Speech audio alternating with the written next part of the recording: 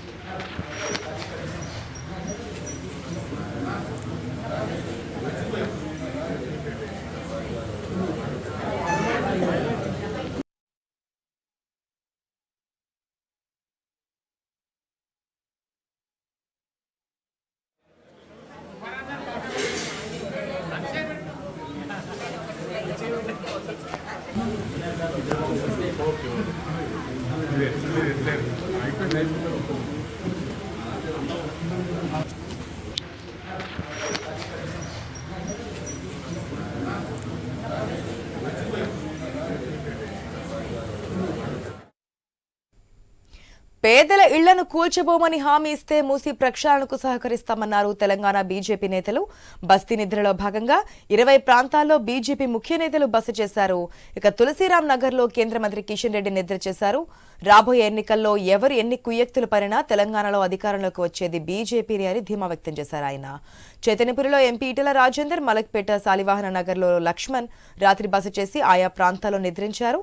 పేదల ఇళ్లు కూలిస్తే ఊరుకునేది లేదని హెచ్చరించారు. మూసి పునర్జీవంపై సమగ్ర నివేదిక ఇవ్వాలని డిమాండ్ చేశారు బీజేపీ లీడర్స్. మనం చూసాం, మూసి ప్రక్షాళన సంబంధించి మేము సహకరిస్తామని చెప్పి మొదటి నుంచి చెప్తున్నారు. కానీ వారికి ఆశ్రమం కల్పించకుండా ఉన్న ఇళ్లను కూల్స్తే మాత్రం ఊరుకోమంటూ కూడా బీజేపీ నేతలు ఫస్ట్ నుంచి డిమాండ్. దానికి అనుగుణంగానే రేవంత్ రెడ్డి సవాల్ స్వీకరించిన బీజేపీ నేతలందరూ, మెయిన్ లీడర్స్ అందరూ కూడా ఒకరోజు నిద్ర చేశారు. మనం విజువల్స్ లో కూడా చూస్తున్నాం కిషన్ రెడ్డి నిద్రిస్తున్నటువంటి విజువల్స్ ఎక్స్క్లూజివ్ గా. అదేవిధంగా అక్కడే ఉండి భోజనం చేస్తున్నటువంటి పరిస్థితి. పూర్తి అప్డేట్స్ మా స్పెషల్ కరెస్పాండెంట్ సునీల్ ద్వారా తెలుసుకుందాం.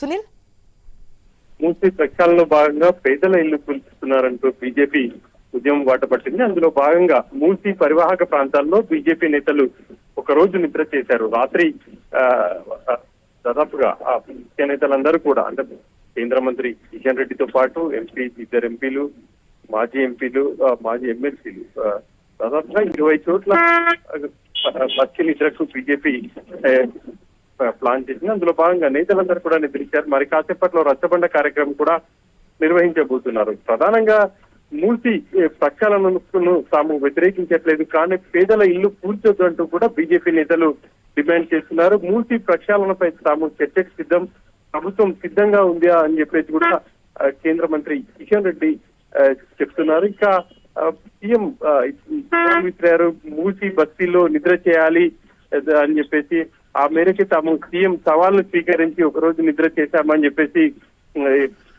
చెప్పడం జరిగింది. ఇక ఒకరోజు నిద్ర కాదు, 3 నెలలు అక్కడే ఉండి నిద్ర చేయాలని చెప్పేసి సీఎం అన్నారు అని చెప్పేసి కూడా కాంగ్రెస్ నేతలు కౌంటర్ ఇస్తున్నారు. దానికి ఇటు కిషన్ రెడ్డి కూడా ప్రతిగా సవాల్ ఇచ్చే పరిస్థితి ఉంది. 3 నెలలు కాదు, ఖచ్చితంగా మూసి ప్రక్షాళనకు సంబంధించి ప్రభుత్వం పేదల ఇల్లు కూర్చోబోమంటే 3 నెలలు ఇక్కడే తాను ఫ్యామిలీతో సహా ఉంటానని చెప్పేసి కూడా కిషన్ రెడ్డి సవాల్ విసురుతున్నారు.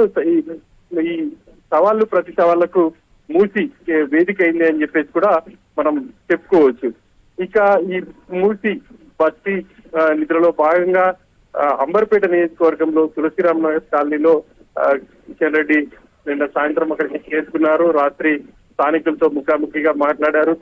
అక్కడ ఎంతకాలం నుంచి వాళ్ళు ఉంటున్నారు, ప్రభుత్వ స్థలమా లేకపోతే కొనుగోలు చేశారా, ప్రభుత్వం ఒకవేళ పట్టాలు ఏమన్నా ఇచ్చిందా అన్న వివరాలు తెలుసుకున్నారు. వాళ్ళతో మాట్లాడి అక్కడే రాత్రి భోజనం చేసి నిద్రించారు. ఇంకా ఆయన కాసేపట్లో మీడియాతో కూడా మాట్లాడబోతున్నారు.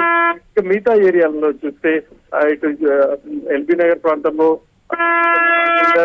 అదేవిధంగా రాజేంద్ర నగర్ ప్రాంతంలో ఎంపీ కొండా విశ్వేశ్వరరెడ్డి, ఇంకా మిగతా చోట్ల దాదాపు ఎంపిక చేసిన 20 బస్తీల్లో బీజేపీ నేతలు బస్ చేశారు. ఇక ప్రస్తుతం వాళ్ళందరూ కూడా స్థానికులతో మాట్లాడేందుకు వాళ్ళు మాట్లాడుతున్నటువంటి సిచ్యువేషన్. మరి కాసేపట్లోనే రచ్చబండ కార్యక్రమాన్ని కూడా నిర్వహించబోతున్నారు.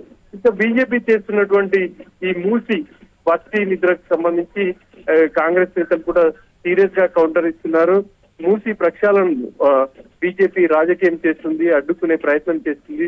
సబర్మతి రివర్ ఫ్రంట్ ను మోడీ అభివృద్ధి చేసినప్పుడు లేని తాము మూసి అభివృద్ధి చేస్తుంటే బీజేపీ నేతలు అడ్డుకుంటున్నారు అని చెప్పేసి కూడా కాంగ్రెస్ నేతలు ఆరోపణ చేస్తున్నారు.